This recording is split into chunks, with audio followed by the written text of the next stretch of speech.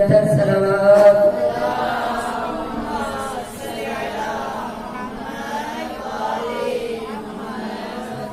ماشاءاللہ کافی خواتین تشریف فرما ہے۔ صلوات کا پڑھنا عظیم عبادت ہے۔ اپنی زبانوں کو صلوات کے درود سے معطر کرتے ہوئے بلند تر صلوات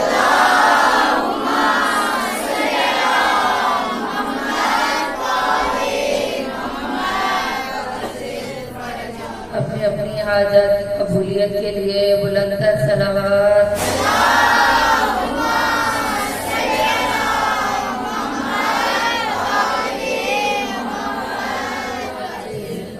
اپنی اپنی پریشانیوں کی دوری کے لیے بلند تر صلوات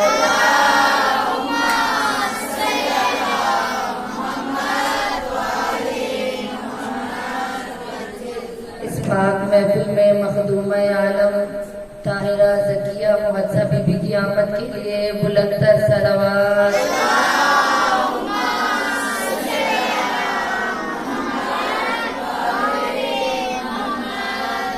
تاجیل یوسف زہرا بلند تر صلوات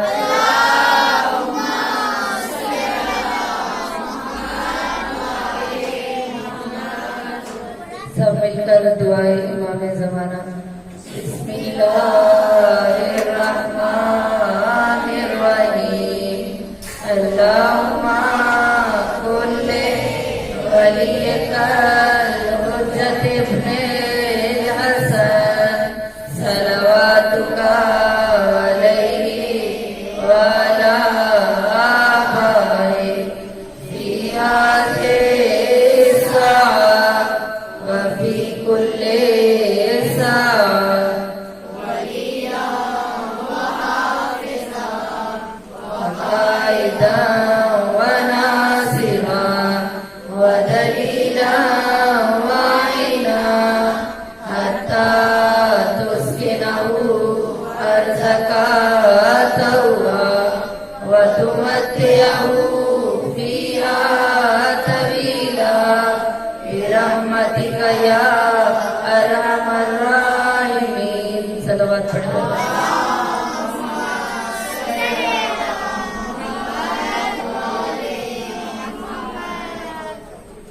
أعوذ بالله من الشيطان الرجيم بسم الله الرحمن الرحيم أفوض أمري إلى الله إن الله بصير بالعباد فسيكفيكهم الله وهو السميع العليم صلوات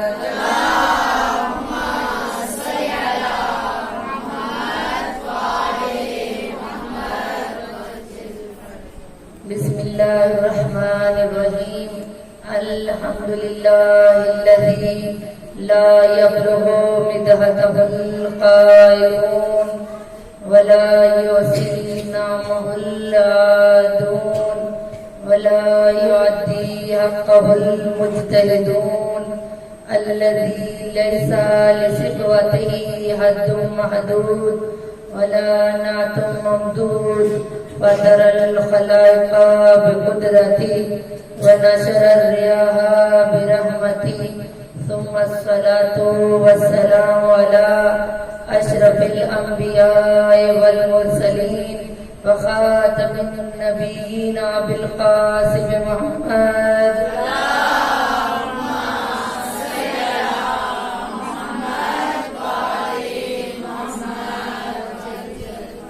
وآل الطيبين الطاهرين المعصومين المظلومين سيما بقية الله في الأرضين صاحب العصر والزمان وخليفة الرحمن إمام الإنس والجان اللهم أجل لوليك الفرج صلوات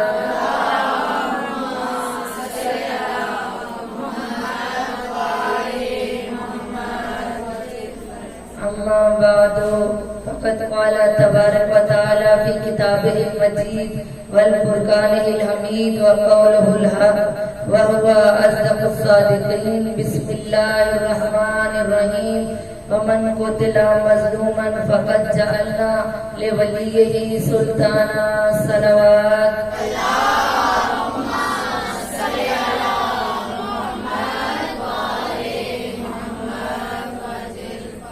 नारे तकबीर, नारे रिसालत, नारे रिसालत, नारे हैदरी, हैदरी, हैदरी। यूसुफ का मिजाज लेते हुए नारे हैदरी, अबूजर का मिजाज लेते हुए नारे हैदरी, मिकदाद का मिजाज लेते हुए नारे हैदरी, सुलेमान का मिजाज लेते हुए नारे हैदरी। अपनी मुश्किलात को अपने जहनों में रखते हुए हाजात को पुकारने वाले को हल्लाले मुश्किलात को पुकारना है, हाजत रवा को पुकारना है, जिसने नबियों की मदद की, वलियों की मदद की, कि जिसका नाम लेने से खत्म कुरान का सवाब मिलता है। हाथों को बुलंद करे कि नजर कवाली हमारी सदा पर लब्बैक कहे और कहे कि मेरे चाहने वाले पुकार रहे हैं। अपनी मुश्किलात को जहनों में रखे कि इंशाअल्लाह हमारे उठने से पहले इस अकीदत के साथ मौला को पुकारना है कि हमारे उठने से पहले हमारी दुआओं को कबूल फरमाए। नारे हैदरी, हैदरी, हैदरी, मोहम्मद वाले मोहम्मद सलावत।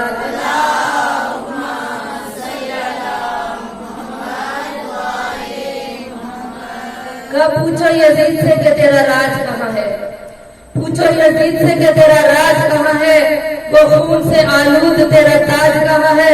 जिंदा है हुसैन इब्न अली जिंदा रहेगा, जिंदा है हुसैन इब्न अली जिंदा रहेगा, लानत के सिवा राज तेरा आज कहाँ है। सलवात पढ़े बरकत।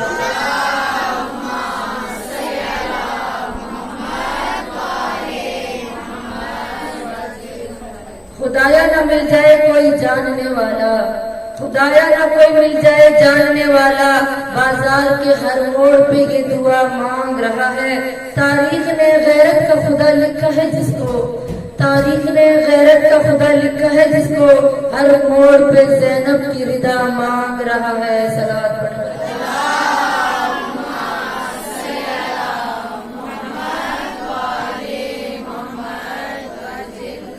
हमेशा की तरह सबसे पहले तमाम तारीफें, तमाम हुम्दो सना उस खालिक अकबर के लिए कि जिसने हमें वजूद बख्शा, वो अजीम परवरदिगार के जिसने हमें इतनी नेमत अता की कि अगर हम शुक्र अदा करना चाहें तो उस हस्ती का शुक्र अदा नहीं कर सकते।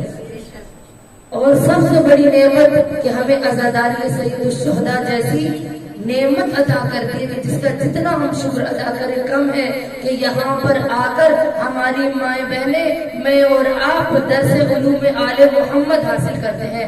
यहाँ से हम पर्दे का दर्स लेते हैं, नमाज का दर्स लेते हैं, हिजाब का दर्स लेते हैं, रोजे का दर्स लेते हैं, और अपने अखलाक को हसना को, अपने अखलाक को अच्छा बनाने के लिए हम सीरत अहिमा ताहिरीन की सीरत पर अमल करने के लिए इस मजलिस हुसैन में आते हैं कि हम यहाँ से आकर कुछ सीखे। चूंकि करबला जो सैयद शुहदा ने बर्पा की थी, वो करबला एक तरबियत का है, वो एक दर्स का है।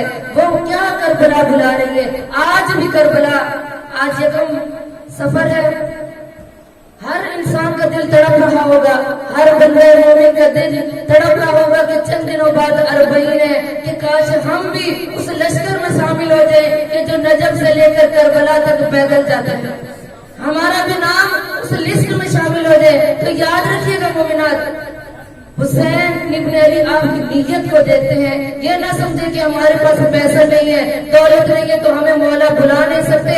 अगर आपकी नीयत खालिस है, आपकी मारिफत है, हुसैन इब्न अली आपके दिल के अंदर है, तो याद रखिएगा ये मालो दौलत रखने वाले कितने ही मोमिनीन है, कितने ही लोग हैं जिनको मैं जानती हूँ, लेकिन दुनिया में इतने मस्त हो चुके हैं, दुनिया की आसाइशों में इतना उनको घेर लिया है कि वो भूल जाते हैं कि हमें राह हुसैन में खर्च करना चाहिए।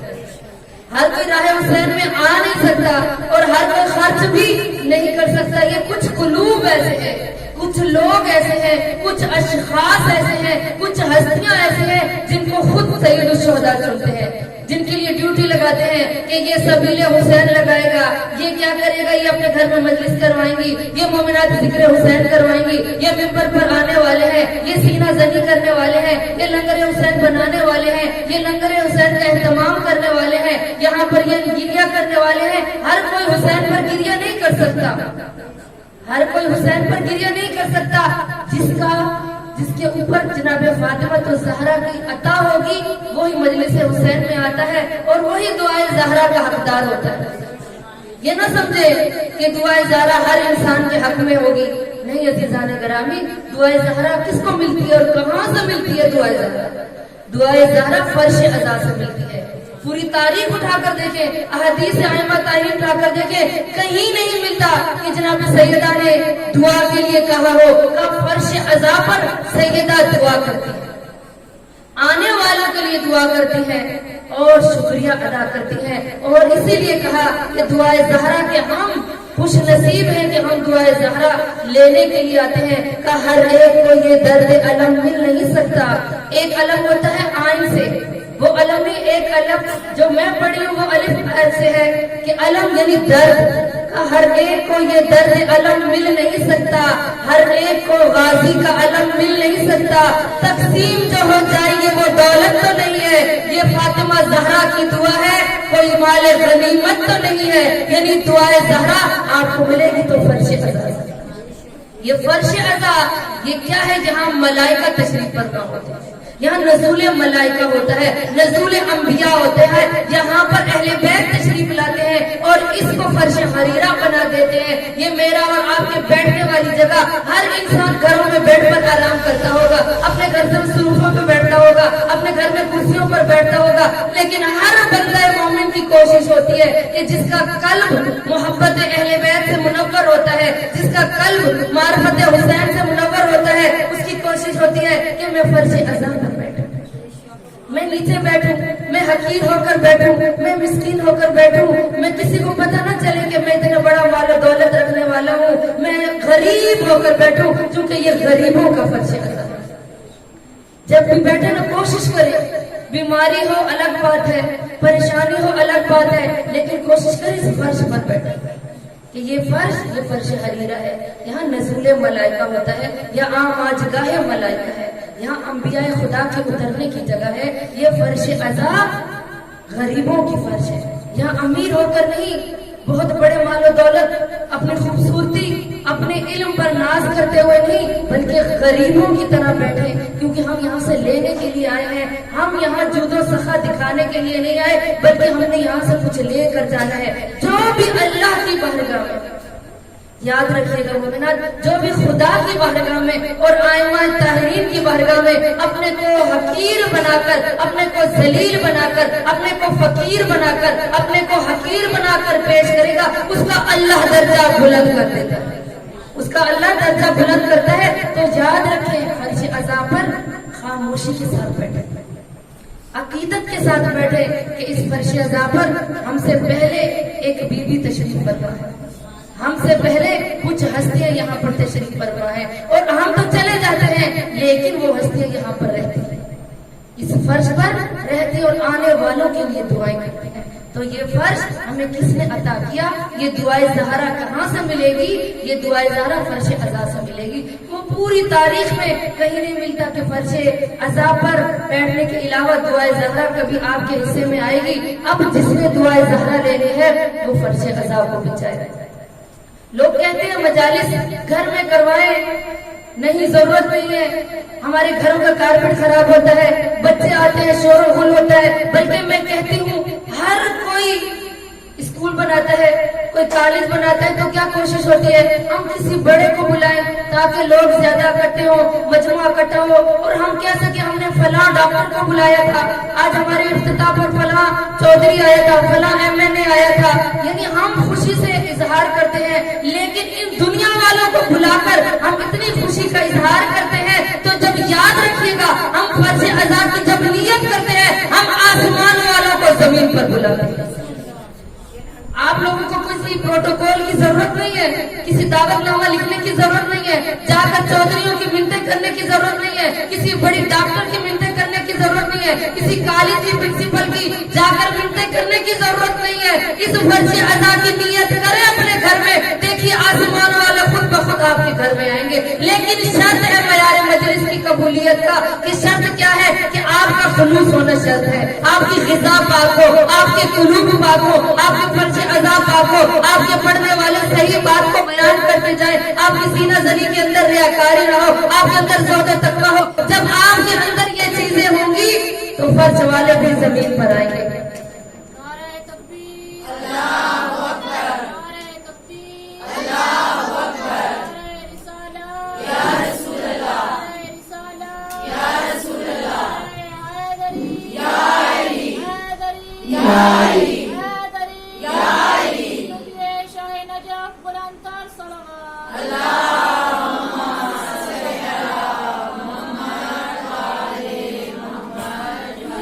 اور میرے خیال میں کوئی بھی ایسا مومن نہیں ہوگا، ایسی کوئی مومنہ نہیں ہوگی جو یہ نہ چاہتی ہو کہ اہل بیت ہمارے گھر میں تشریف لائیں، کیونکہ اہل بیت خود فرما رہے ہیں ہم آتے ہیں آپ کی محفلوں میں لیکن تم نہیں ہمیں پہچانتے۔ اسی لیے کہا کہ وقت کے امام زمانہ کا دور چل رہا ہے، کہا ہر ایک کے گھر جاتے ہیں اور کہا جب مولا کا ظہور ہوگا، روایات کہہ رہی ہیں، یہ میرے جملے نہیں، روایات کہہ رہی ہیں کہ جب وقت کے امام کا ظہور ہوگا تو ہر بندہ مومن کہے گا ہم نے تو اپنے مولا کو دیکھا ہوا ہے، ہم نے تو آپ کی پہلے زیارت کی ہے۔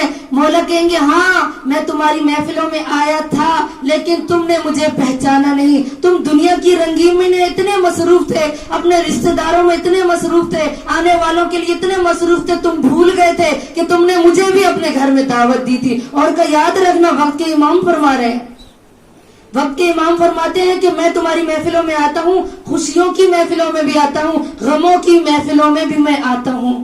اور اگر ہماری خوشیوں کی محفلیں ناچ گانے والی ہوں گی، ہماری خوشیوں کی محفلیں نامحرموں سے نہ ہم نے اپنا حجاب کامل کیا ہوگا، تو یاد رکھیں وہ آئیں گے تو کس طرح سے جائیں گی۔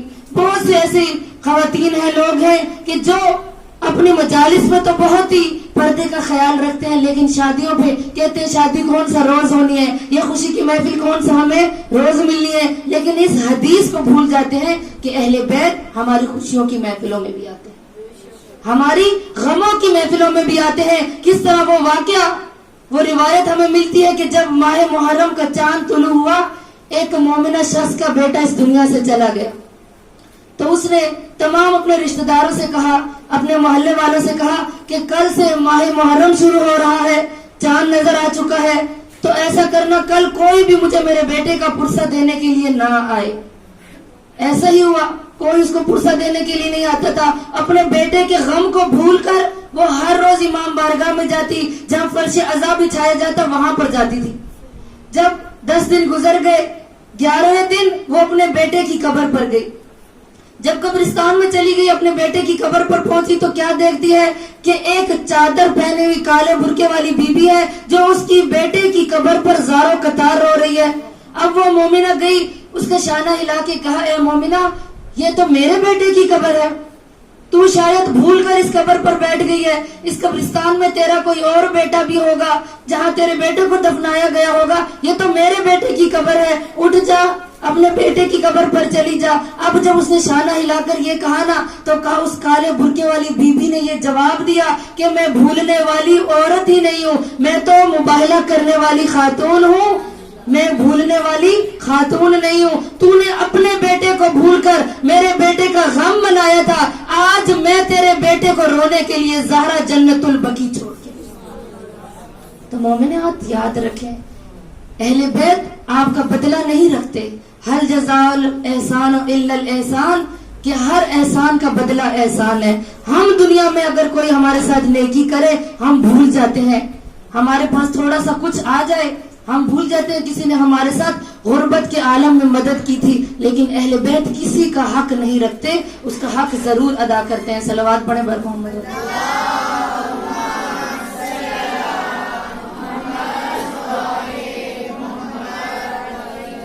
تو مومنات ماہ سفر کا آغاز ہو چکا ہے، ایک چھوٹی سی دعا آپ کو نظر آئے گی جو بتاتی چلوں، چونکہ ماہ سفر بہت سخت ترین مہینہ ہے۔ احادیث میں ملتا ہے کہ جب ماہ سفر کا چاند دیکھیں تو صدقہ ضرور دیں۔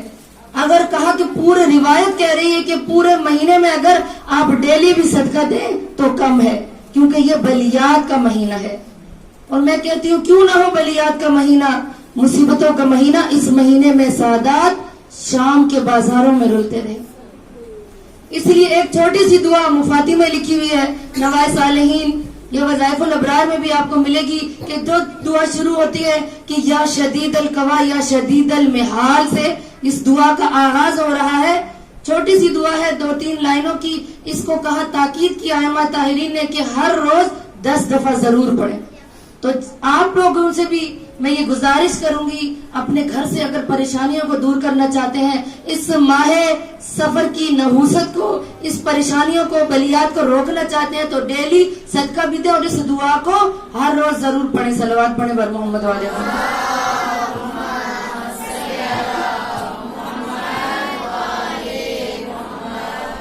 तो मोमिनात, अल्लाह क्या फरमा रहा है कुरान में, वमन कोतिला मजलूमन फकत जालना ले वली सुल्ताना, का जो भी दुनिया में मजलूमियत की मौत मारा जाएगा, हमने करार दिया है उसके वली के लिए हुकूमत को, उसके वली के लिए यानी उसकी औलाद के लिए हमने हुकूमत को करार दिया। ये अल्लाह ओहदा दे रहा है उन लोगों के लिए कि जो इस दुनिया में बेदर्दी से मारे जाते हैं।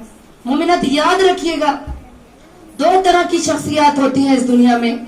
एक इंसान इस दुनिया में जिंदगी बसर करता है तो वो शख्स बनकर जिंदगी बसर कर रहा होता है, और कुछ शख्सियत होती हैं कि जो अपने किरदार को मनवाती हैं, उनकी यादें रह जाती हैं। अगर मैं और आप जैसी हस्तियां हों, कुछ दिन हम पर लोग रोकर चले जाएंगे, लेकिन अगर कोई शख्सियत हो कि जिसने मिसाल के तौर पर कोई अच्छा काम किया हो, कोई मस्जिद तामीर करवाई हो, कोई इमाम बारगाह तामीर करवाया हो, कोई मदरसे को हेल्प की हो, किसी ने सदका जारिया किया हो, किसी ने दीनी दरसगाह बनाई हो, किसी ने स्कूल तामीर किया हो, तो क्या होता है कि जब वो इस दुनिया से चला भी जाता है ना, तब भी लोग उसका नाम लेते हैं, तब भी लोग उसका नाम लेते हैं। हम जैसे लोग इस दुनिया से जाते हैं, हमारा कोई नाम नहीं लेगा, लेकिन शख्स मर सकता है, शख्सियत कभी नहीं मरती। आज कायदे आजम का हम नाम ले रहे हैं, क्योंकि वो बानी पाकिस्तान है। आज हम अल्लामा इकबाल का नाम लेते हैं। आज हम इन हस्तियों का नाम क्यों ले रहे हैं? क्योंकि ये अपना किरदार छोड़ के गए इस दुनिया में। वो अपने मालो दौलत को नहीं छोड़ के गए, उन्होंने अपने मालो दौलत को, अपने जिस्म को आराइश नहीं दी, सुकून नहीं दिया, उन्होंने दुनिया के लिए काम किया है, इसलिए हम उनको याद करते हैं। इसी तरीके से मोमिनात, शख्सियत बनकर जिए। शख्स बनकर जीना तो हर एक इंसान का मुकद्दर है, लेकिन शख्सियत बनकर जिएंगे तो दुनिया में भी आपका नाम होगा, दुनिया में भी आपका जिक्र किया जाएगा। और अल्लाह कह रहा है कि मैं उसका जिक्र खुद में अल्लाह अर्श पर बैठ कर करता हूँ। जो दुनिया में नेक काम करते हैं उनका जिक्र मैं करता हूँ। और हमें ये वाकयात कुरान से मिलते हैं। असहाबे काफ का किस्सा, अल्लाह की बारगाह में आए, 300 साल सोए रहे। जब दुश्मनों ने हमला किया, एक गार में चले गए, अल्लाह ने उनकी हिफाजत का इंतजाम कैसा किया कि जब गार में गए तो क्या हुआ, गार के आगे एक पत्थर आ गया और दुश्मन वापस चले गए। का इतना भारी पत्थर है, इतने जाले नजर आ रहे हैं, इतना बड़ा मकड़ी का जाला आ गया है, ये कैसे हो सकता है? अगर वो गार में जाते तो मकड़ी का जाला ना होता। अल्लाह ने